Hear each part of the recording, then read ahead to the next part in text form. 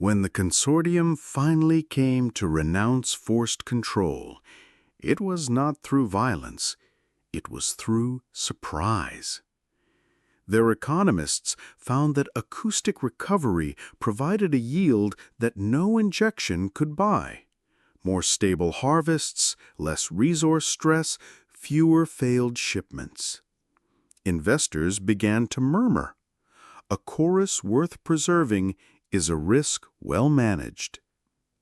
The consortium restructured some of its thinking not because it had changed its nature, but because the ledger favored sustainability in the face of continuing feedback. Economies, practical things, shifted. But the deeper, truer change in Luira came from the people who had sung. They began to think in small units of care.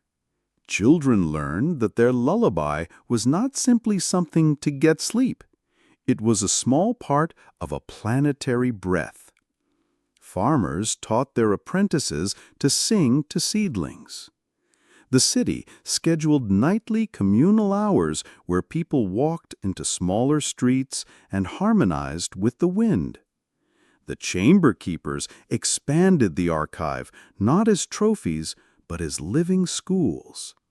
They invited teachers from neighboring systems, and more traveling singers arrived, not for the pay, but for the chance to learn a different kind of commerce. Mara had been offered titles by many, benefactor, artist, consultant, but she accepted a different name, given by an elder of a fishing village who had watched the change from the quay. He called her Custodian of Sound.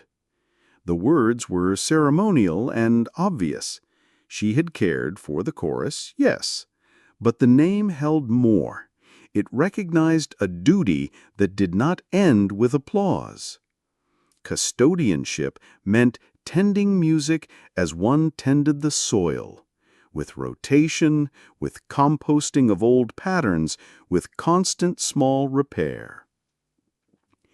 She took to spending her days in strange ways. She sat with engineers crafting non-invasive amplifiers that duplicated sound without drowning the present.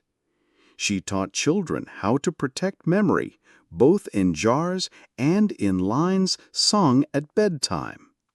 She negotiated with visiting delegations that sometimes tried to repackage Luira's songs as a product. She said no to many offers and yes to others that promised to teach the practice. Above all, she taught a practice. Do not privatize what binds living things together. Years later, years that measured themselves in a slow, easy metric of green returns, Mara stood on a quay watching a child who had once been small enough to climb onto her knee now lead a chorus at the city's new communal hour. The child's voice was bright and reckless and beautiful. The chorus answered with a depth that felt like an anchor. Ships passed over Luira with new schedules that included time to retune and to borrow a night of song. Traders who once spoke in coarse ledgers now inquired about the right hours to listen. The planet did not become a paradise. Weather still had fury, drought still took its toll, mistakes happened, and sometimes songs faltered. But the axis of the world had shifted, not dramatically, but truly. Sound returned as a technology of care, and the people stewarded it. Mara thought, sometimes late at night as she walked the shore, of the little recording she had kept from the dead deck of a ship, the child's thin voice that had started this whole chain. She took it out, smiled, and added to it just one more small phrase. Then she closed the case and placed it in the archive with a note, "Do not play unless the world begins to forget."